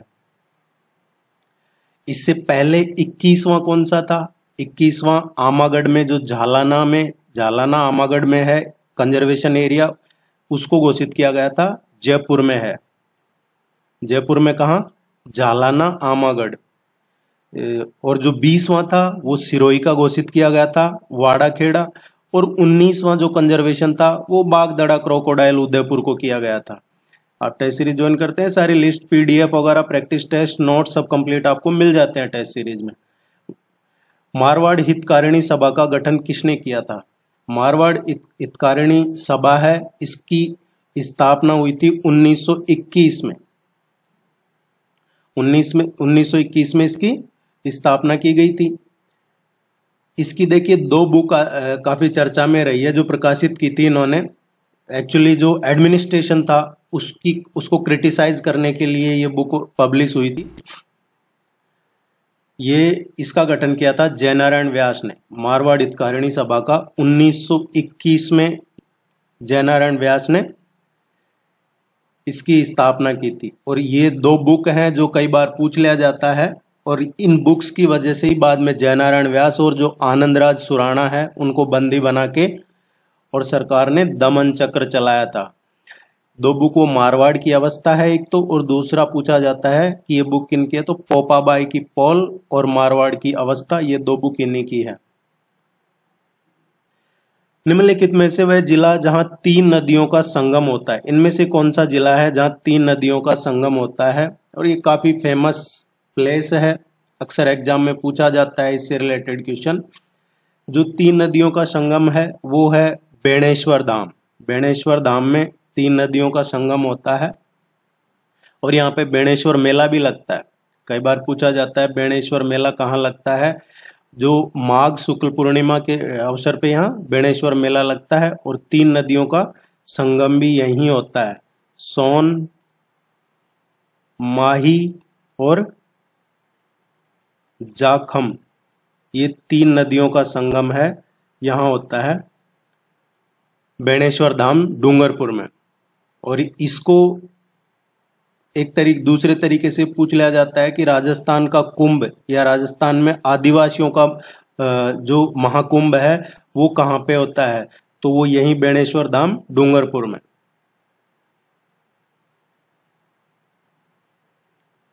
अनुच्छेद 154 में उल्लेख है कि राज्यपाल अपने कार्यकारी अधिकारों का प्रयोग सीधे अथवा अपने अधीनस्थ अधिकारियों के माध्यम से कर सकते हैं। यहाँ अधीनस्थ सबऑर्डिनेट शब्द में कौन शामिल है? यह आर्टिकल 154 में लिखा हुआ है कि जो गवर्नर है वो अपने कार्यकारी जो अधिकार हैं उनका सीधे तौर पे डायरेक्ट या फिर सबऑर्डिनेट जो ऑफिसर्स हैं उनके माध्यम से कर सकता है। तो यहाँ जो सबऑर्डिनेट शब्द है इसमें कौन कौन शामिल है? ये आर्टिकल 154 में मेंशन है। तो जो सबऑर्डिनेट है उसमें सभी मंत्री और मुख्यमंत्री शामिल हैं। केंद्रीय पर्यटन और संस्कृति मंत्रालय की स्वदेश दर्शन योजना 2.0 में राजस्थान से किस जिले का चयन हुआ है? देखिए ये केंद्र सरकार की योजना है, तो आप ये ना समझे कि ये नेशनल क्वेश्चन करंट अफेयर्स का है, या इस तरीके से आप लोग माइंड में बिठा लेते हैं कई बार, लेकिन ऐसा नहीं है। जहां पे भी राजस्थान का किसी भी डायरेक्ट इनडायरेक्ट रूप से नाम है तो वो क्वेश्चन आप एक्सपेक्ट कर सकते हैं एग्जाम में कि आपके सिलेबस के अकॉर्डिंग है, इसीलिए उसको करंट अफेयर्स या जनरल अवेयरनेस बोला जाता है। स्वदेश दर्शन योजना है, ये कब शुरू की गई थी? ये गवर्नमेंट ऑफ इंडिया ने 2014-15 में शुरू की थी। और इसका उद्देश्य क्या था? पूरे देश में जो टूरिज्म है उसको बढ़ावा देना, यही इस योजना का है जो टारगेट था। अब ये राजस्थान का कौन सा जिला इसमें चयन हुआ है? ये वापस शुरू की है 2.0 में। इसमें जो शामिल हुआ है राजस्थान का जोधपुर और बूंदी, ये 2 जिले शामिल किए गए हैं। सो डी इसका करेक्ट आंसर है। पंछीड़ा नामक लोकप्रिय गीत किसने लिखा था? ये लोकप्रिय गीत है जो अभी तो ये ज्यादातर ये रील्स, ट्विटर, सोशल मीडिया जमाना है, इसलिए जो गवर्नमेंट के प्रोग्राम या कल्चरल मिनिस्ट्री के प्रोग्राम होते हैं वहीं देखने को मिलता है। बाकी पहले काफी फेमस था ये लोकप्रिय गीत है। जो एक्चुअली ये जो पंछीड़ा लोकप्रिय गीत है ये किस पे था? ये क्वेश्चन पूछा जाता है डायरेक्टली कई बार। ये जो दहेज प्रथा है, डाउरी, या फिर जो घूंघट प्रथा है, पर्दा प्रथा या जो भी कुप्रथाएं हैं स्पेशली महिलाओं से रिलेटेड, महिला शिक्षा पे भी जोर दिया जाए, उसको उसको अवेयरनेस को लेके, और जो कुप्रथाएं हैं महिलाओं पे जिनका डायरेक्ट इम्पैक्ट पड़ता है, चाहे वो दहेज प्रथा हो, पर्दा प्रथा हो, या फिर एजुकेशन से रिलेटेड हो, उसके लिए था ये लोकप्रिय गीत। और ये काफी फेमस भी हुआ था उस टाइम पे। इसकी कुछ लाइन आप इसकी जरूर पढ़ना। पंछेड़ा लाल आछी पड़ी रे उल्टी पाठी, ऐसा कुछ है। ईश्वर ने तू भूल गयो लख 84 काठी, गर्भवास में दुख पायो थारे घना दिनारी घाटी, बाहर आए राम ने भूले उल्टी पड़ली पाठी, जीव जंतु ने खाए के बदन बनायो बाटी, अपने स्वार्थ कारण लाखारी गर्दन काटी। इस तरीके से है पंछेड़ा लाल आछी पड़ी रे उल्टी पाठी। ये था माणिकलाल वर्मा का। ये पूछा जाता है अक्सर एग्जाम में। काफी सुंदर लोकगीत है।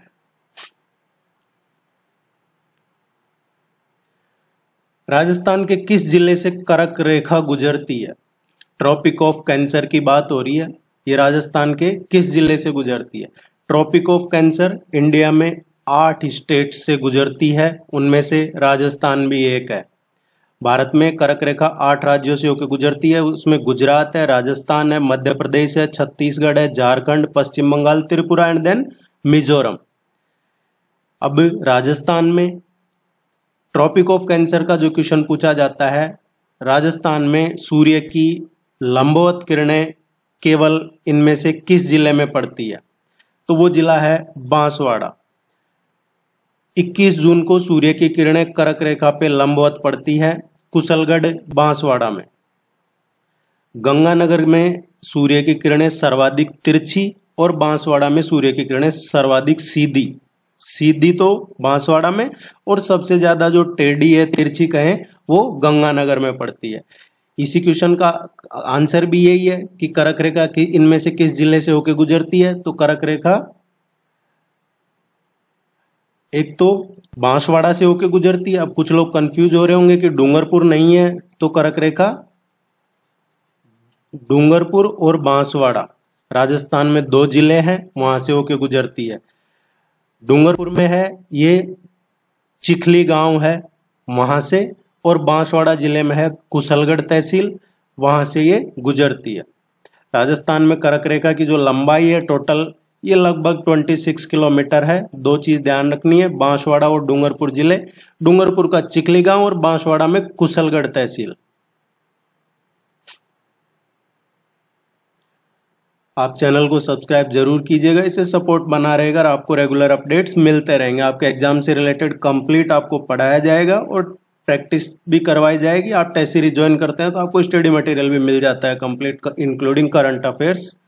राजस्थान में सीताफल, आम, वनोपज व औषधीय पादपों के लिए सेंटर फॉर एक्सीलेंस कहाँ स्थापित किया जाएगा? राजस्थान में इनके लिए सेंटर फॉर एक्सीलेंस कहाँ पे स्थापित किया जाएगा? अभी रिसेंटली ये इसकी घोषणा हुई है कि ये स्थापित किया जाएगा कोटड़ा में। कोटड़ा में किया जाएगा, उदयपुर में है कोटड़ा।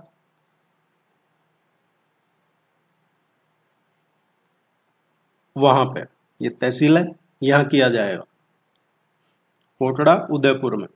राजगुरु, दानगुरु, हालगुरु एवं परम गुरु नामक उपाधियां किस शासक को प्रदान की गई है? देखिए, महाराजा धीराज, राय रायसन, महाराणा, राजगुरु, दानगुरु, हालगुरु, परम गुरु, चाप गुरु, ये सभी जो उपाधियां हैं ये राणा कुंभा को दी गई है। राणा कुंभा ने कई जो फोर्ट्स हैं, दुर्ग हैं, उनका निर्माण करवाया। और जो कवि श्यामलदास ने, एक क्वेश्चन और पूछ लिया जाता है आपके एग्जाम में, वीर विनोद।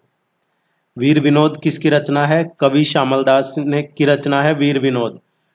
उसके अनुसार ऐसा माना जाता है कि जो मेवाड़ है, जो राजस्थान से बाहर के हैं उनको नहीं पता है मेवाड़, तो उदयपुर के आसपास का जो रीजन है, उदयपुर, चित्तौड़गढ़, ये वाला जो एरिया है, ये मेवाड़ में आता है। और जो ये जोधपुर, बीकानेर, इधर का जो एरिया है, जो ये वाला मारवाड़ में आता है। हाड़ौती है, कोटा वाला एरिया हाड़ौती में आता है, झुंझुनू सीकर वाला एरिया शेखावटी में आता है। और जो मेवात रीजन है, ये अलवर साइड का जो रीजन है वो मेवात में आता है।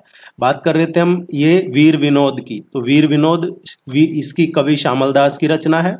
उसमें ऐसा है कि मेवाड़ के जो 84 दुर्ग हैं, टोटल 84 किले मेवाड़ के, उनमें से 32 फोर्ट्स महाराणा कुंभा ने बनवाए हैं।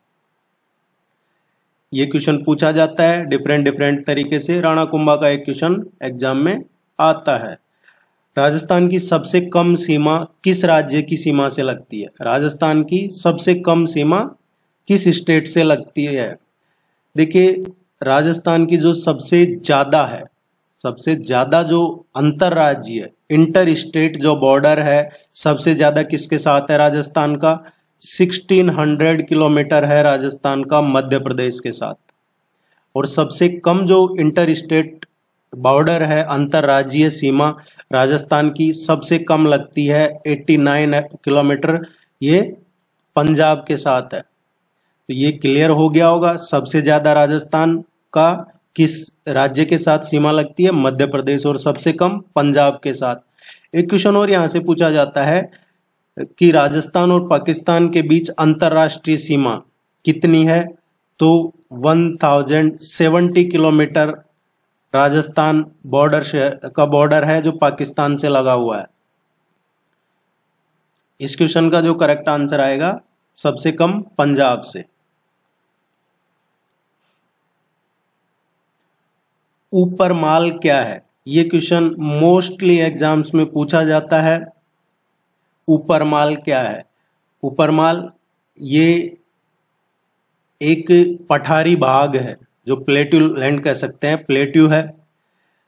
चित्तौड़गढ़ में जो भैंसोरगढ़ है उससे लेकर भीलवाड़ा में जो बिजोलिया है, उस पर्टिकुलर जो एरिया है पूरा, उसका जो पठारी भाग है उसको ऊपर माल कहते हैं। जो ये लैंड है पठारी लैंड, चित्तौड़गढ़ और भीलवाड़ा के बीच का। चित्तौड़गढ़ में भैंसरोडगढ़ से और भीलवाड़ा में बिजोलिया तक। बहुत इंपॉर्टेंट क्वेश्चन है ये। राजस्थान संगीत नाटक अकादमी द्वारा घोषित वर्ष 2023 के पुरस्कारों में सर्वोच्च अकादमी रत्न सम्मान किसे दिया गया है? 2023 की बात हो रही है। राजस्थान संगीत नाटक अकादमी, ये 2023 के जो अवार्ड हैं इनको जरूर पढ़िएगा। आने वाले टेस्ट में और कवर करने की कोशिश करेंगे। लेकिन जो सर्वोच्च अकादमी रत्न अवार्ड दिया गया है वो किसे दिया गया है? राजस्थान संगीत नाटक अकादमी ने अभी 2023 के पुरस्कार घोषित किए गए हैं। और सर्वोच्च अकादमी रत्न सम्मान ये एक काफी फेमस है और सीनियर एक नाट्य डायरेक्टर है, उदयपुर के हैं ये, और इनका नाम है भानु भारती। इनको दिया गया है। इला अरुण को, ये जयपुर की सुप्रसिद्ध अभिनेत्री है, गायिका है इला अरुण।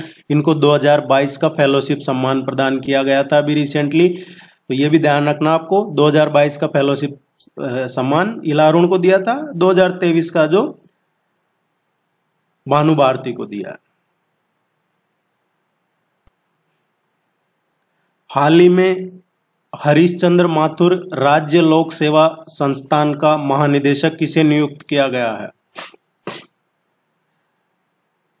राजस्थान में पिछले शायद 3-4 साल का, जहां तक मैं अगर सही हूं तो वो 50-60 ट्रांसफर लिस्ट निकली है ब्यूरोक्रेट्स की, जो भी पब्लिक सर्विसेज में है, स्टेट या जो इंडियन सर्विसेज, एडमिनिस्ट्रेटिव सर्विसेज में, पुलिस सर्विसेज में है। 50 से ज्यादा ट्रांसफर लिस्ट निकली है। लेकिन 2 अधिकारी ऐसे थे जिनका नाम नहीं आता था लिस्ट में। उनमें से एक थे नवीन महाजन और दूसरे शायद अरविंद पोसवाल है उनका नाम। ये इनका नहीं हुआ था। लेकिन अभी जो हरीशचंद्र माथुर है, जो आरपीएससी एग्जाम लेती है राजस्थान एडमिनिस्ट्रेटिव सर्विसेज का, हर स्टेट में एडमिनिस्ट्रेटिव सर्विसेज का एग्जाम होता है, वैसे ही राजस्थान में राजस्थान एडमिनिस्ट्रेटिव सर्विसेज का एग्जाम होता है। जो बच्चे इसमें आरएएस में सेलेक्ट होते हैं, चाहे वो राजस्थान एडमिनिस्ट्रेटिव सर्विसेज में हो, आरपीएस हो, अकाउंट सर्विसेज, इनका जो बेसिक ट्रेनिंग होती है, मैं फील्ड ट्रेनिंग की बात नहीं कर रहा, बेसिक ट्रेनिंग होती है वो इसी जगह होती है। हरीशचंद्र माथुर राज्य लोक सेवा संस्थान, इसको बोला जाता है HCM रीपा। HCM रीपा है Harishchandra Mathur, Rajasthan state institute of public administration. कई बार इसका क्वेश्चन डायरेक्ट पूछ लिया जाता है कि HCM रीपा की स्थापना कब हुई थी। ये 1957 में हुई थी और अभी इसके डायरेक्टर किसे बनाया गया है? ये IAS ऑफिसर है नवीन महाजन, इनको बनाया गया है। देखिए जो एक तरफ है ये सर्किल है, इस सर्किल से इधर है HCM रीपा है और इधर MNIT है। जिन्होंने नहीं देखा है अगर देखना चाहें तो काफी अच्छी जगह पे है। ये एक तरफ MNIT है जो पहले MREC हुआ करता था और दूसरी तरफ ये रीपा है। निम्नलिखित में से कौन सा जिला राजस्थान में मरु त्रिकोण का भाग नहीं है?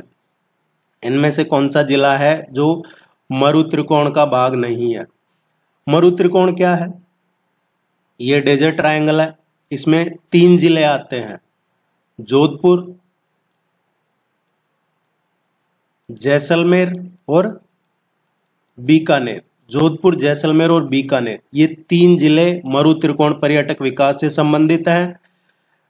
क्वेश्चन में यही पूछा है कौन सा नहीं है। जोधपुर, बीकानेर और जैसलमेर इसका हिस्सा है। बाड़मेर मरु त्रिकोण में नहीं आता है। इससे रिलेटेड एक क्वेश्चन और जो आपके लिए इंपॉर्टेंट है, मरु circuit, desert circuit.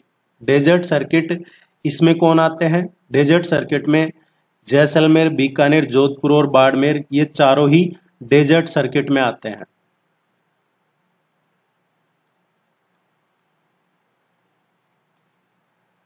Question desert triangle का पूछा है तो इसमें बाड़मेर शामिल नहीं है। राजस्थान विकास पर्यटन, जो राजस्थान पर्यटन विकास निगम है उससे रिलेटेड है, जिसको शॉर्ट में RTDC बोला जाता है। RTDC है, इसका हेडक्वार्टर जयपुर में है और इसकी स्थापना हुई है 1978 में।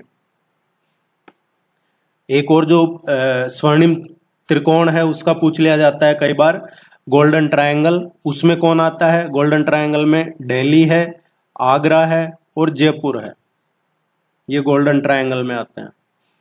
जोजरी नदी का उद्गम स्थल किस जिले से होता है? जो जोजरी रिवर है ये कहां से, किस डिस्ट्रिक्ट से ओरिजिनेट होती है? जोजरी ये नागौर डिस्ट्रिक्ट से और इसका ओरिजिनेट होती है। ये इसका उद्गम स्थल है नागौर है। और ये इसीलिए भी इंपॉर्टेंट क्वेश्चन हो जाता है क्योंकि जो लूनी रिवर है इसकी ये एकमात्र ऐसी सहायक नदी है, एकमात्र ओनली ट्रिब्यूटरी है जो राइट बैंक ट्रिब्यूटरी है, राइट साइड से आके, और ये लूनी में मिलती है। लूनी की सहायक नदी है लेकिन राइट बैंक ट्रिब्यूटरी है। अकेली यही रिवर है जोजरी, लूनी की राइट बैंक ट्रिब्यूटरी, आपको ध्यान रखना है।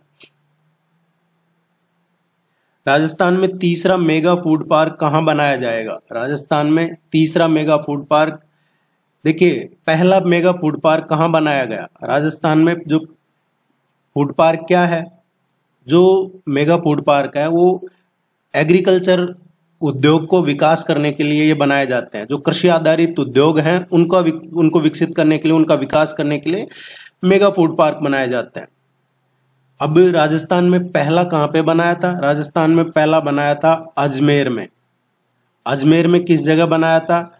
ये रूपनगढ़ में बनाया था। दूसरा अभी निर्माणाधीन है, चल रहा है कंप्लीट।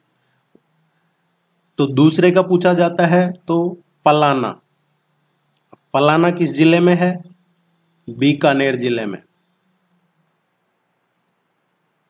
और ये तीसरा मेगा फूड पार्क कहां बनाया जाएगा? ये बनाया जाएगा जोधपुर में, मथानिया में। मथानिया जोधपुर में। मेगा फूड पार्क के क्वेश्चन फ्रीक्वेंटली एग्जाम में पूछे जाते हैं। न्यूयॉर्क में आयोजित SWIFF फेस्टिवल, स्विफ्ट फेस्टिवल 2023 में शॉर्ट फिल्म मनहूस को सर्वश्रेष्ठ फिल्म के तौर पर नामांकित किया गया है। इस फिल्म के फिल्मकार कौन है? देखिए ये फिल्म है, इसको अभी सर्वश्रेष्ठ फिल्म के लिए नॉमिनेट किया गया है। इसके जो फिल्मकार हैं वो कौन है? ये फिल्मकार है अंजलि त्रिपाठी, ये ध्यान रखना आपको। अरविंद चौधरी है, इन्होंने ये हाथ रुपया इनका पूछ लिया जाता है कई बार। हाथ रुपया एक सामाजिक कुरीति पे एक फिल्म बनाई थी, हाथ रुपया, जो कि होता क्या, हाथ रुपया क्या होता है, उसमें जैसे लड़के और लड़की की शादी हो रही है, अब शादी के बाद शादी हो गई, शादी के बाद अचानक से अगर लड़के की डेथ हो जाती है, जो जेंट्स है मेल है उसकी डेथ हो जाती है, तो जो लड़की है उसकी शादी उस लड़के के छोटे भाई या कुणबे खानदान में किसी भी उस सेम उम्र हम उम्र लड़के से करा दी जाती है, उसको बोलते हैं हाथ रुपया। ये फिल्म बनाई थी अरविंद चौधरी ने, काफी चली थी, ये चर्चा में रही थी। बाकी इस क्वेश्चन का करेक्ट आंसर है बी, अंजलि त्रिपाठी। किस नदी के पाट को स्थानीय भाषा में नाली के नाम से जाना जाता है? किस नदी के पाट को लोकल नाली कहा जाता है लोकली? ये है घग्गर रिवर। ये इंपॉर्टेंट क्वेश्चन है।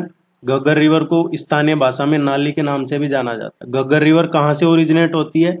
ये हिमाचल प्रदेश में जो कालका है, कालका हिमाचल प्रदेश से ओरिजिनेट होती है, उद्गम स्थल वहीं है इसका। शिवालिक पहाड़ियां हैं, शिवालिका पहाड़ियां, कालका हिमाचल प्रदेश। हिमाचल से फिर ये पंजाब, पंजाब से हरियाणा, और हरियाणा से फिर राजस्थान में ये हनुमानगढ़ डिस्ट्रिक्ट में, हनुमानगढ़ जिले में जो तहसील है टिब्बी, टिब्बी तहसील है, और टिब्बी तहसील में एक गांव है तलवाड़ा। तलवाड़ा जो गांव है वहां से राजस्थान में प्रवेश करती है। तो कई बार पूछ लिया जाता है घग्गर राजस्थान में कहां से एंटर करती है? हनुमानगढ़ जिले से। हनुमानगढ़ ऑप्शन में नहीं है तो टिब्बी तहसील से, वो भी नहीं है तो तलवाड़ा विलेज है यहां से। और फिर कहां तक जाती है? ये आगे भटनेर में विलुप्त हो जाती है, भटनेर में। ये क्वेश्चन पूछा जाता है कई बार, भटनेर का किला हनुमानगढ़। तो ए इसका करेक्ट आंसर है। निम्न कथनों पर विचार करके सही उत्तर का चुनाव करना है। लोकसभा में राजस्थान के कुल 25 मेंबर हैं। हाँ, ये सही है। लोकसभा में राजस्थान के 25 सीटें हैं। राजस्थान में विधान परिषद के कुछ सदस्यों की संख्या 200 है। ये लेजिस्लेटिव काउंसिल राजस्थान में नहीं है, राजस्थान में असेंबली है, विधान परिषद नहीं है, विधानसभा है राजस्थान में। और ये सही है कि 200 विधानसभा में है लेकिन विधान परिषद राजस्थान में नहीं है। लोकसभा में राजस्थान से अनुसूचित जाति और अनुसूचित जनजाति की 4 और 3 सीटें हैं। अनुसूचित जाति की 4 और अनुसूचित जनजाति की 3 सीटें हैं। ये स्टेटमेंट भी सही है। राज्य के राज्यपालों की केंद्र द्वारा नियुक्ति के प्रावधान को लिया गया है। ये भी आपके स्टेट पॉलिटी से ही जुड़ा हुआ क्वेश्चन है राज्यपाल का। आप इस तरीके के क्वेश्चन भी जरूर पढ़ें, ये आते हैं एग्जाम में बाद में। जो राज्यपाल की अपॉइंटमेंट, ये सेंट्रल गवर्नमेंट राज्यपाल की नियुक्ति करती है, वो इसका प्रावधान कहां से लिया गया है? ये कनाडा से लिया गया है। आप वीडियो को लाइक जरूर कीजिएगा, चैनल को सब्सक्राइब कीजिएगा ताकि आपको रेगुलर और टेस्ट करवाते रहेंगे। निम्नलिखित में से कौन सा 3 या अधिक बार राजस्थान के मुख्यमंत्री रहे हैं? अभी जो चीफ मिनिस्टर है अशोक गहलोत, वो भी तीसरी बार टर्म है उनका। अब इनमें से कौन रहे हैं? भैरव सिंह शेखावत, मोहनलाल सुखाड़िया, हरदेव जोशी, ये 3 या 3 बार से ज्यादा मुख्यमंत्री रह चुके हैं। शिवचरण माथुर, ये 3 या 3 बार से ज्यादा नहीं रहे हैं। सी इसका करेक्ट है। निम्नलिखित में से कौन सा समूह राजस्थान की पर्वत चोटियों की उनकी ऊंचाई के अनुसार अवरोही क्रम में सही क्रम दिखाता है? अवरोही क्रम क्या होता है? बढ़ते से घटता क्रम, ज्यादा से कम। सो इनमें से कौन सा जो माउंटेन पीक है राजस्थान का, माउंटेन, ये जो पर्वत चोटियां हैं उसकी हाइट सबसे ज्यादा है, देन फिर उससे कम सेकंड नंबर, देन उससे कम, इस तरीके से सेट करना है। देखिए 100% एक क्वेश्चन अरावली रेंज से या माउंटेन रेंजेज से पूछा जाता है, कम से कम एक, दो भी आ जाते हैं कई बार। राजस्थान में जो हाईएस्ट माउंटेन पीक है वो गुरु शिखर है, हम पहले भी डिस्कस कर चुके हैं। सिरोही जिले में है राजस्थान का सबसे ऊंचा जो माउंटेन पीक है गुरु शिखर, अरावली में 1722 मीटर, सिरोही जिले में। दूसरे नंबर पे कौन सा आता है? गुरु शिखर के बाद दूसरे नंबर पे आता है शेर आता है, और शेरगढ़ भी पूछा जाता है कई बार, या शेर दे दिया जाता है, कंफ्यूज नहीं होना आपको। ये 1597 मीटर इसकी हाइट है, और ये भी सिरोही जिले में है। तीसरे नंबर पे जो आता है वो दिलवाड़ा है, दिलवाड़ा 1442 मीटर है, और ये भी सिरोही जिले में है। तो तीनों टॉप जो हाइट की सबसे ऊंची चोटियां हैं, गुरु शिखर, शेर और दिलवाड़ा, ये सिरोही जिले में है। जो दिलवाड़ा है इस पे एक प्रसिद्ध जैन मंदिर भी है।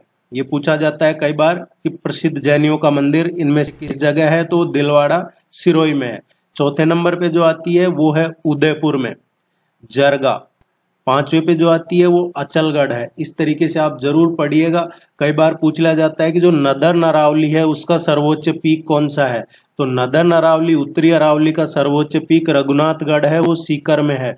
कई बार पूछ लिया जाता है कि जो मिडल अरावली है उसका सर्वोच्च पीक कौन सा है, ये मोरामजी टाटगढ़ है अजमेर में, वो मिडल अरावली का सबसे पीक है।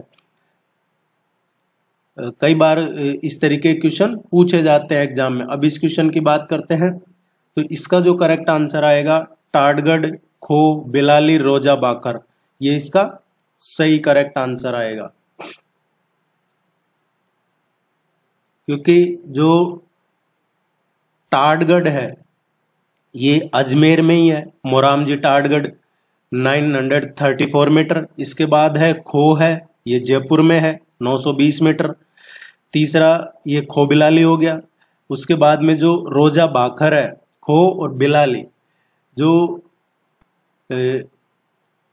इसके बाद में बिलाली है ये अलवर में है, खो जयपुर में है, बिलाली अलवर में है, और जो रोजा बाखर है ये जालोर में है 730 मीटर। तो अरावली के जो पीक्स हैं वो जरूर पढ़िएगा तमाम आप, और किस जिले में है। हाल ही में लोकसभा अध्यक्ष द्वारा ओम बिरला द्वारा विमोचित पुस्तक प्रणवीर प्रताप के लेखक कौन है? देखिए ये काफी चर्चा में रही है बुक, और ये महाराणा प्रताप के जो उनकी जीवनी, उनके परिवार, उनके संघर्ष उस पे है, और इसमें नाटक, कविता, लेख और शोध पत्रों का इसमें समावेश भी है। ये बुक किसने लिखी है? डॉक्टर शिवदान सिंह जोलावास ने ये बुक लिखी है। महाराणा प्रताप के जीवन के जो अनछुए पहलू हैं, या उनका जो इतना विराट जीवन रहा है उसके बारे में है। महाराणा प्रताप के बारे में हम सभी जानते हैं, मेवाड़ से थे, उदयपुर मेवाड़ में सिसोदिया राजपूत वंश के थे। इनका जन्म कब हुआ था? 9 मई 1540 को, May 9, 1540 को इनका जन्म हुआ था।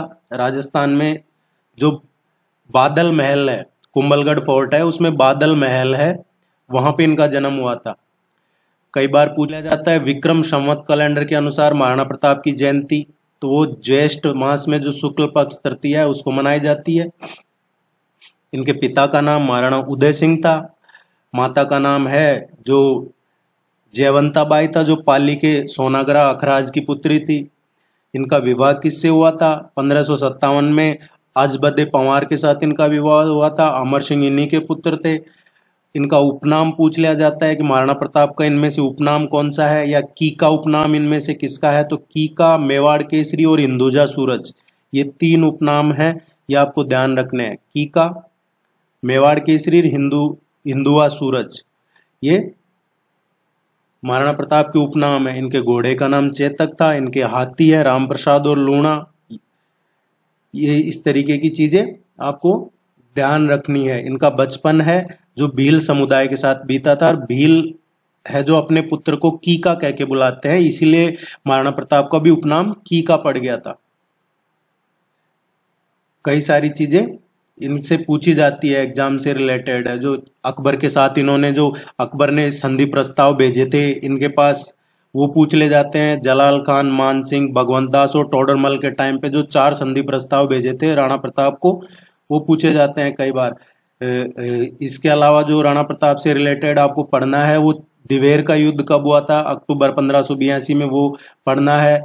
दिवेर का युद्ध, या फिर कर्नल जेम्स टोड ने प्रताप के जो गौरव प्रतीक है मेवाड़ का मैराथन है, या जो जगन्नाथ कछवा की 32 खंभों की छतरी मांडलगढ़ भीलवाड़ा में है उसका पूछ लिया जाता है। प्रताप ने जो चावंड में अधिकार कर लिया था, किसको हरा के चावंड को अपनी राजधानी बना लिया था। बाद में महाराणा प्रताप ने चामुंडा माता का मंदिर बनवाया था लूणा चावंडिया को पराजित करके 1585 में। इसके अलावा ये जो चावंड है अगले 28 वर्षों तक मेवाड़ की राजधानी रही थी। लेकिन क्वेश्चन पूछा जाता है कि चावंड को महाराणा प्रताप ने कितने सालों तक अपनी राजधानी बना के रखा था, तो चावंड 12 साल तक महाराणा प्रताप की राजधानी रही थी। निम्न में से किस ग्रंथ से रणथंभौर के चौहान शासकों की जानकारी प्राप्त होती है? रणथंभौर के चौहान शासकों की जानकारी किस ग्रंथ से मिलती है? ये हमीर महाकाव्य है, काफी महान कृति है ये। नैनचंद्र सूरी ने इस महाकाव्य में जो जैत्र सिंह और उनसे पहले के जो रणथंभौर शासक हैं उनके बारे में लिखा है हमीर महाकाव्य। नयन सूरी की रचना है ये। किसी भी तरीके से पूछा जाता है एग्जाम में। प्रताप सिंह बारट को किस षड्यंत्र केस के तहत जेल भेजा गया था? प्रताप सिंह बारट ये केसरी सिंह बारट के पुत्र थे। इन्होंने अपने चाचा जो जोरावर सिंह बारट थे उनके साथ मिलकर जो हॉर्डिंग था, लॉर्ड हॉर्डिंग, उनकी हत्या की योजना बनाई थी। हॉर्डिंग के जुलूस पर जोरावर सिंह ने बम फेंके और प्रताप यहाँ से फिर ये प्रताप सिंह बारट सिंध चले गए थे। बाद में 1914-15 में जो बनारस कॉन्स्पायरेसी है वो उसमें इन पे आरोप तय करके बरेली जेल में डाल दिया था इनको। तो ए इसका सही आंसर है। निम्न में से कौन से युग्म जिले में एक भी नदी प्रभावित, कौन सा डिस्ट्रिक्ट्स का पेयर है जिनमें कोई भी नदी नहीं है? देखिए बीकानेर और चूरू दो ऐसे जिले हैं जहां कोई नदी नहीं है। ये सुमेलित करना है। ये संस्था और इनकी स्थापना कब हुई है? राजस्थान सेवा संघ 1919, देश हितैषी सभा 1877, अखिल भारतीय देसी राज्य लोक परिषद 1927 और चैम्बर ऑफ प्रिंसेस 1921। ए इसका करेक्ट आंसर आएगा। इस तरीके से आप जरूर याद रखिए, कई बार सिंगल स्टेटमेंट में पूछ लिया जाता है। कोटा के किशोर सागर तालाब में जग मंदिर का निर्माण किस रानी ने करवाया था? कोटा में जो किशोर सागर तालाब है उसमें जग मंदिर का निर्माण करवाया था ब्रिज कंवर ने। कोटा के महाराव थे दुर्जन साल सिंह, उनकी महारानी और उदयपुर की राजकुमारी थी ये ब्रज कंवर जी। तो आपको ध्यान रखना है, कोटा के जो महाराव थे दुर्जन साल सिंह और उनकी महारानी थी ये, और उदयपुर की राजकुमारी भी थी ब्रज कंवर जी। इन्होंने एक कृत्रिम आर्टिफिशियल जलाशय किशोर सागर बनवाया था। किशोर सागर में ये जग मंदिर का निर्माण करवाया था। और ये कब करवाया था? 1743, 44, 45 में ये निर्माण करवाया था। जाम्बोजी के 29 नियमों का पालन करने वाले अनुयायी क्या कहलाते हैं? 20 + 9 29, 20, 9 बिश्नोई। ये गुरु जम्भेश्वर द्वारा बनाए गए 29 नियम हैं। इनका पालन इस समाज के लोग करते हैं जो बिश्नोई समाज से आते हैं। डी इसका करेक्ट आंसर है। आप वीडियो को लाइक कीजिएगा, चैनल को सब्सक्राइब कीजिएगा, टेस्ट सीरीज ज्वाइन कर लीजिए, आपकी रेगुलरिटी बनी रहेगी, आपको कंप्लीट सिलेबस के नोट्स मिल जाएंगे। और भी कोई क्वेरी है आप इस नंबर पे मैसेज करके पूछ सकते हैं, कमेंट सेक्शन में पूछते हैं। Thank you very much, all the very best, good luck.